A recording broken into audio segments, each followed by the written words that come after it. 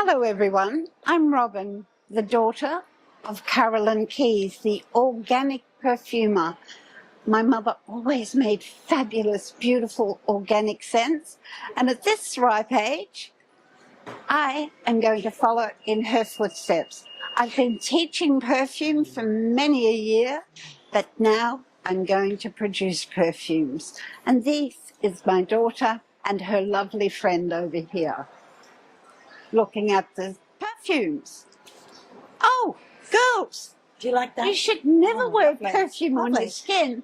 Kids, what's the matter with kids today? Why can't they be like we were, perfect in every way? Oh, what's the matter with kids today? You should never wear perfume on your skin, and we'll talk more about that later.